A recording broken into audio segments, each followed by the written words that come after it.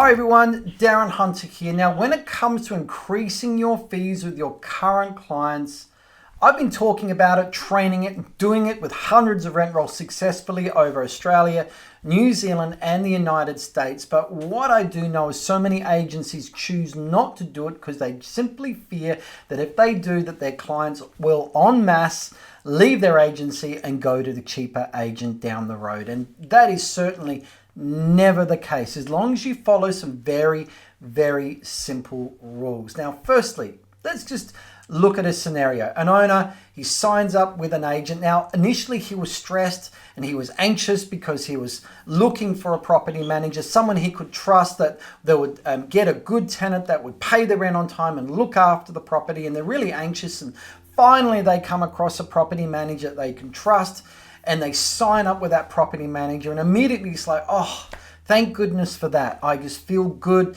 This pressure is now off my shoulders, and that agency then goes and finds them a tenant. Even so, it's like, great, we've got a tenant moving in. I don't have to fund 2 mortgages. Thank goodness for that. And at that point, when that new tenant is secured and they move in, the owner goes and switches off into what we call peace of mind. They do in a lot of cases just forget they've even got a property manager, and provided everything's going okay, they may get a couple of calls in the next year or so on a repair or a lease renewal or something like that. Everything's just ticking over really nicely, and the owner is able to completely switch off because his property is being managed by someone else. They're managing the headaches and the problems that come with it. In return, he's got peace of mind and he's able to focus on everything else in his life. Then one day, 2 years in, he gets a letter that says words along the lines of, because business running expenses have gone up, and also the ever increasing cost of legislative compliance, and also for the fact that we haven't reviewed our fee structure for 5 years, we've had to make some changes. And here's what they are.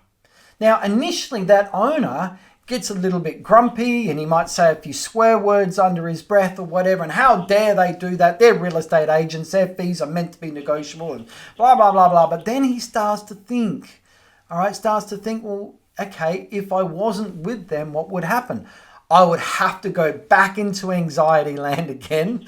And he doesn't want to do that because he remembers how unpleasant it was when he had the anxiety before he secured the agent in the first place.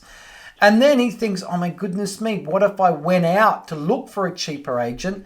And what if I was in a worst case scenario? I was in a worse scenario than before.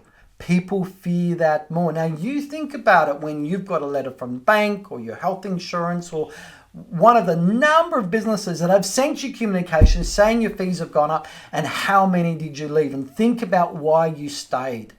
Because it's too hard to leave, isn't it? You're too busy and focused on other things. You see, in this case, there are 3 key reasons why owners are sticky with you. The sticky thing is really important. That's what makes them stay with you when their fees go up. Number 1, you're in a relationship business. They value that more than, say, their phone company or their bank, where they really don't know anyone. You're in a relationship business, like with their hairdresser or their accountant. They know you, they trust you, they've got that connection. That is very, very strong. The next one is human nature. People don't like change. They really don't. If they've already got a solution where they've already got peace of mind, why uproot that and go somewhere else just for a few extra bucks or saving a few extra dollars? You get my point.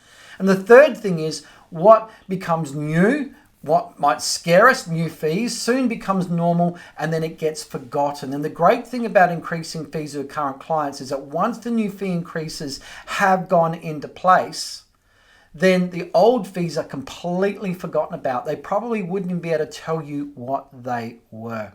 And this is why it's very successful to increase fees with current clients. And there's always a very sustainable loss, usually 80 to 70, maybe sometimes 90%. It's just bad clients that leave. Now, not all of them leave, I'm sorry to say. Some bad clients will pay more and stay, but there are going to be some that leave.